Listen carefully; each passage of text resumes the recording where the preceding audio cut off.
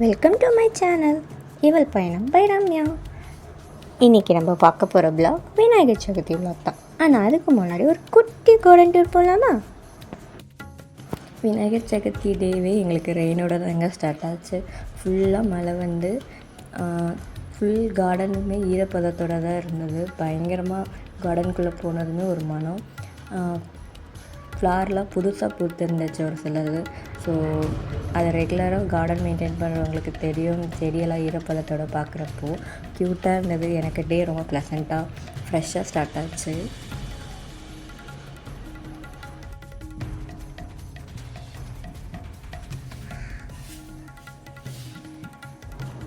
இப்போ நம்ம விநாயகர் சதுர்த்தி விழாவை பார்க்கலாம் வாங்க. ஒரு வருஷமும் விநாயகர் சதுர்த்திக்கு விநாயகர் வாங்க நான் எங்கள் அப்பா தான் போவோம். இந்த வருஷமும் அப்படி தாங்க போனோம். போகிற இடத்துல நிறைய மெமரிஸ் கிடச்சிச்சு. என்ன மாதிரியே அவங்க அப்பா கையை பிடிச்சிட்டு போகிற குட்டி குட்டி பசங்களெல்லாம் நான் பார்த்தேன். ரொம்ப க்யூட்டாக பார்த்து செலக்ட் பண்ணி எனக்கு பிடிச்ச விநாயகரை அங்கேருந்து வாங்கிட்டு வந்தாச்சு. முன்னாடி நாள் என் அம்மா பூவெல்லாம் கட்டி ரெடி பண்ணி கொடுத்துட்டாங்க.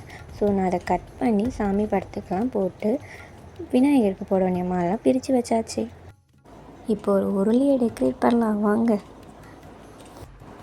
சின்ன வயசுலேருந்தே உருளியை டெக்கரேட் பண்ணுற வேலை மட்டும் எந்ததாங்க. குட்டி வயசில் இருந்தே சாமிக்கு பூ போடுறதும் உருளியை டெக்கரேட் பண்ணுறதும் எங்கள் அம்மா என்ன தாங்க செய்ய சொல்லுவாங்க.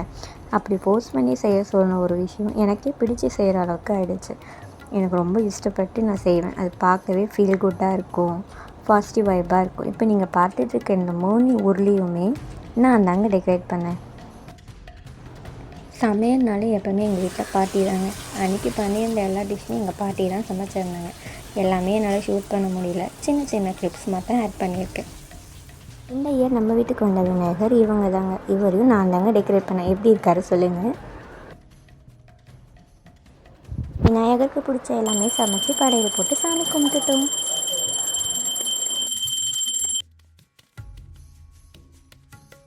இப்போ நான் அலங்காரம் பண்ணிகிட்ருக்க விநாயகர் தான் இந்த வருஷம் வீட்டுக்கு வந்த விநாயகர். பக்கத்தில் இருக்கவங்க லாஸ்ட் இயர் வந்த விநாயகர்.